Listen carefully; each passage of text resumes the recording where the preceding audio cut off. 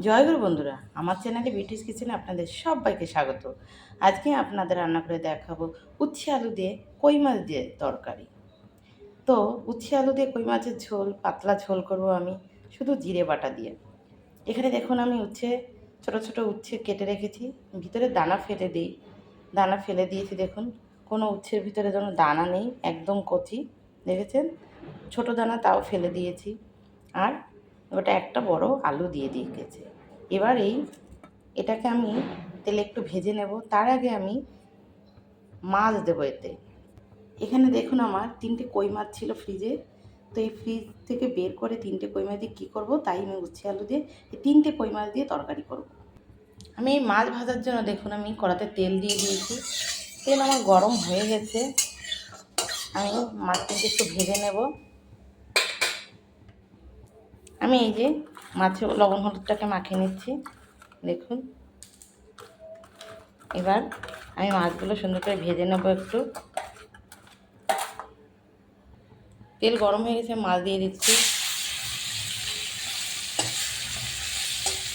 এই 3টে মাছ সকালে ভাতের সঙ্গে ভাজা খাওয়ার জন্য রাখা হয়েছিল, কিন্তু আমি দেখলাম উচ্ছে আছে, উচ্ছে দিয়ে একটু তরকারি করে নিই।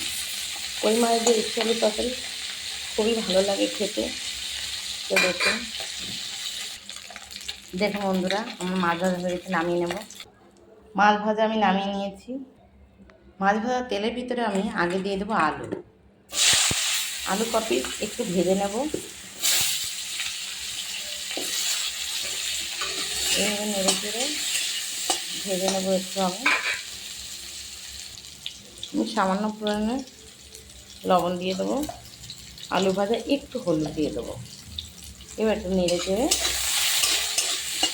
একটু ভাজা ভাজা করে নামিয়ে নেব। আলুগুলো দেখুন ভাজা হয়ে গেছে। এবার আমি আলুগুলোকে নামিয়ে নেব। আলুগুলো নামালাম, এই আলুর ভিতরেই আমি উচ্ছে দিয়ে দিচ্ছি। একটু আলুটা একটু ভেজে নিলাম, এর ভিতরে উচ্ছেটা দিয়ে দিচ্ছি। এবার লবণ হলুদ দিয়ে দেবো।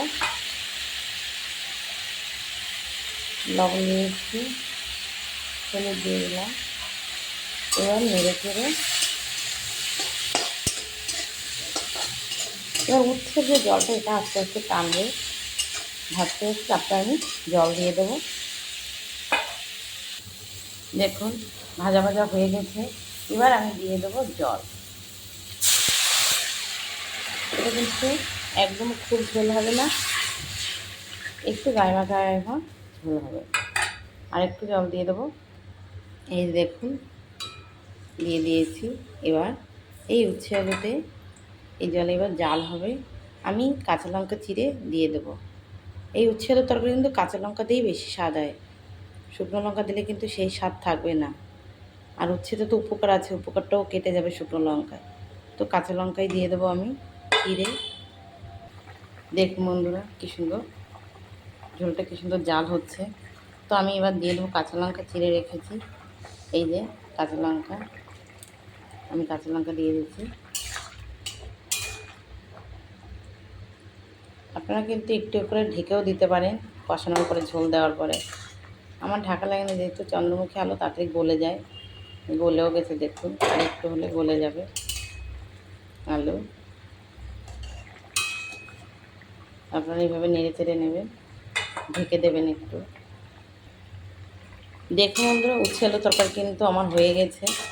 এই দেখুন, আমি কিন্তু এটা ফোড়ন দেবো এবার নামিয়ে। দেখুন এটা এই যে সেদ্ধ হয়ে গেছে আলু। এবার এভাবে একটু আলুগুলো এবার নেড়ে ছেড়ে ঘেঁটে দিতে হবে। ঝোলটা একদম জল জলে দেখাবে, দেখতেও ভালো লাগবে না। তো এভাবে একটু আলু ঘেঁটে দিলে, কেউ চামচ দিয়ে এভাবে ভেঙেও দিতে পারে, তাহলে তরকারিটা ঘন হবে, দেখতে ভালো লাগবে, খেতেও ভালো লাগবে। এবার আমি একটু জিরের গুঁড়ো দিয়ে দেবো।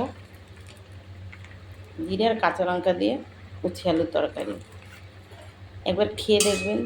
উচ্ছে আলুর তরকারি সবসময় ছোটো মাছ দিয়ে খেতে হয়, খেয়ে দেখবেন ভীষণ ভালো লাগে, ভীষণ ভালো। এবার আমি মাছ দিয়ে দেবো, নেড়ে চেড়ে নামিয়ে নেব। দেখুন এই যে নামিয়েছি, কড়া বসিয়ে দিয়েছি, কড়া গরম হয়ে গেছে। এবার আমি দিয়ে দেবো তেল ফোড়নের। তেল গরম হয়েছে, দিয়ে দেবো তেজপাতা, দিয়ে দেবো জিরে, একটু নেড়ে চেড়ে লাল হলেই আমি তরকারি ঢেলে দেবো। দেখুন লাল হয়েছে, দিয়ে দেবো আমি তরকারি ঢেলে দিয়ে দিয়েছি। এবার নেড়ে চেড়ে সুন্দর করে নামিয়ে নেবো আমি। তরকারি হয়ে গেছে, নামিয়ে নিচ্ছে। এই যে নামিয়ে নিয়েছি, দেখুন উচ্ছে আলুর তরকারি। দেখেছেন কি সুন্দর হয়েছে, দেখতে যেমন সুন্দর হয়েছে, খেতেও কিন্তু ভীষণ ভালো লাগে উচ্ছে আলুর তরকারি। তো আমার এই রেসিপিটা যদি ভালো লেগে থাকে তাহলে please please please like share comment করতে কিন্তু ভুল করবেন না, সাবস্ক্রাইবটা করে দেবেন। জয় গুরু।